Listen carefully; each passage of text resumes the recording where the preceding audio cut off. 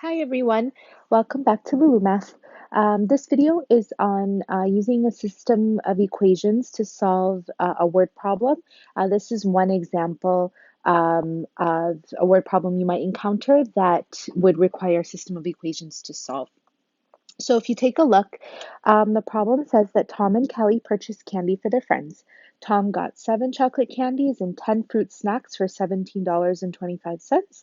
Kelly bought 8 chocolate candies and 6 fruit snacks for $17. What is the price of each type of candy? So the first thing we're going to want to do is identify what you know. So we know that Tom got 7 chocolate candies and he got 10 fruit snacks and that he paid $17.25. We also know that Kelly bought 8 chocolate candies and 6 fruit snacks and she paid $17.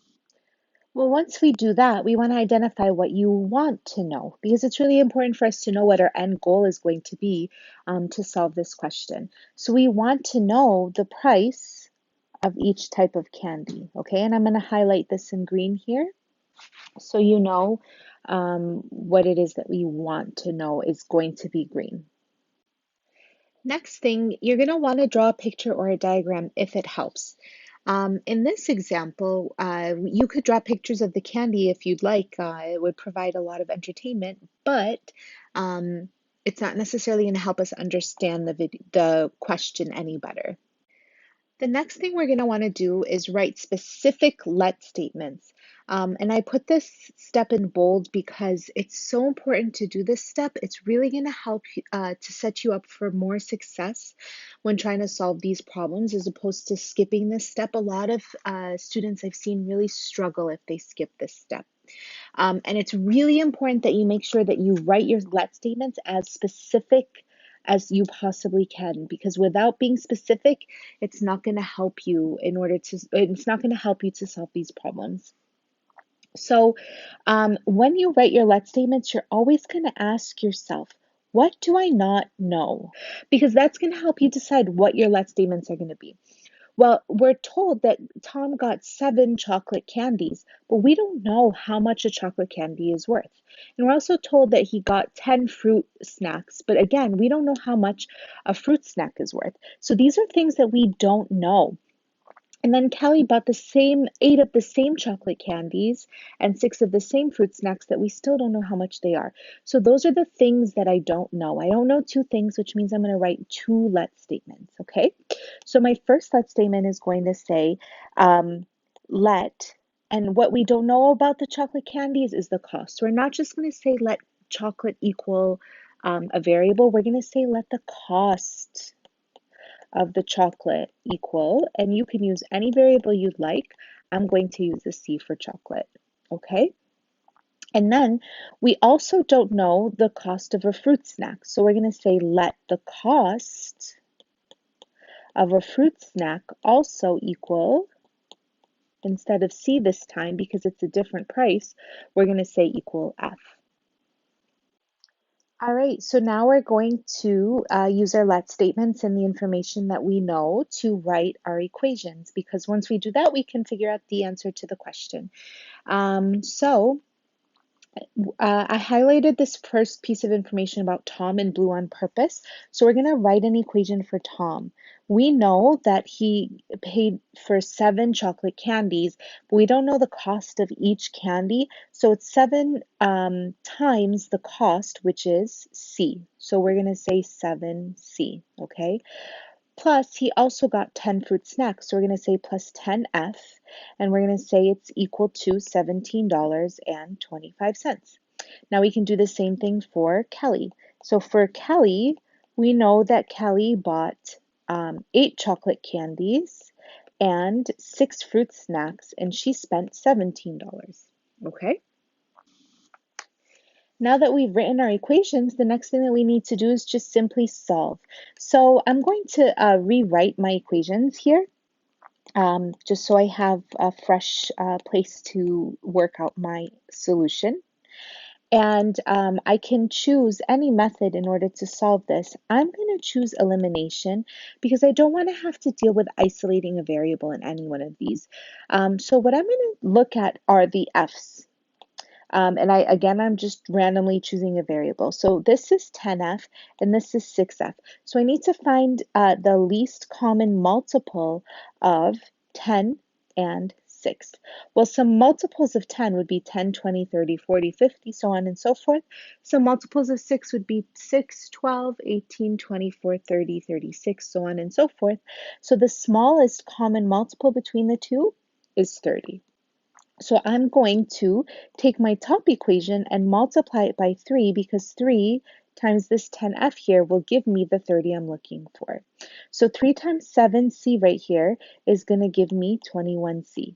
Okay, and then when I do 3 times 10f, I end up getting 30f. Okay, and lastly, I'm going to do 3 times 1725, and when I multiply those two together, I get 5175. Okay, now for my purple equation right here, to get this 6f into the 30 that I'm looking for, I need to multiply it by 5, but I want the signs to be opposites of each other, so when I add them together, I get nothing. So I'm going to multiply by -5 because a negative times a positive is a negative. So -5 times 8c is -40c. -5 times 6f is -30f, and then -5 times 17 is equal to -85. Now I can add my two equations together, and when I do so, I end up getting 21c minus 40c is -19c. 30f minus 30f cancels each other out to give me 0. And when I do 51.75 minus 85, I end up getting -33.25. Okay? Divide both sides by -19, and I end up getting c equals $1.75. So this is telling us that the price of one chocolate candy is $1.75. Well, I still have to figure out what F is, right? So in order to figure out what F is, I take either one of my equations that I see here and I replace the C with $1.75. So I'm going to take my purple equation right here, 8C plus 6F equals 17. And instead of C, I'm going to replace it with $1.75. So 8 times $1.75 plus 6F is equal to 17. Well, 8 times $1.75 ends up being $14. So I get 14 plus 6F equals 17. Subtract the 14 from both sides, and you end up getting 6F equals 3. Well, if 6f equals 3, I can divide both sides by 6, and I end up getting f equals 0.5, which is 50 cents. So now I can say, therefore, a chocolate candy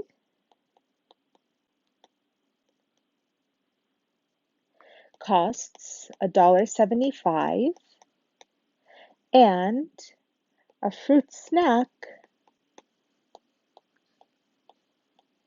costs 50 cents. Okay? Now, the last thing you're going to want to do is ask yourself if your answer makes sense. So, for example, if I end up getting a negative answer for a price of candy, or if I get a super large number like $50 or $1,000 for some candy, that shouldn't make sense. So, $1.75 and 50 cents, both are values that do seem to make sense. But let's actually check to make sure that it works. So we know that Tom got 7 chocolate candies, okay? So we know he got 7 chocolate candies, and we also know that he got, it says here that he got 10 fruit snacks. So we're going to say he also got 10 fruit snacks. And let's see how much money he would have paid. Well, 7 chocolate candies is gonna cost 7 times 1.75, which is going to be $12.25. Okay, he also got 10 fruit snacks, and we know fruit snacks are 50 cents. So 10 times 50 cents is going to be equal to $5. So altogether, we know that Tom spent $17.25, which is what's given to us right here. So that sounds promising. Now let's do the same thing for Kelly, okay? So for Kelly, we know that she bought 8 chocolate candies and she bought 6 fruit snacks. So 8 chocolate candies, 8 times $1.75 per candy, that's going to give us $14, plus 6 times 50 cents per fruit snack, that's going to give us $3, and 14 plus $3 is equal to $17, which is exactly what we're told is how much she spent. So that does make sense as our final answer right here. Okay, thank you for watching. Let me know if you have any questions in the comments below or at lulumath.com. You can find these notes at lulumath.com as well. You can find a blank version as well as a filled out version. Please don't forget to subscribe and share this video. Thank you very much. Have a great day, and I'll see you next time.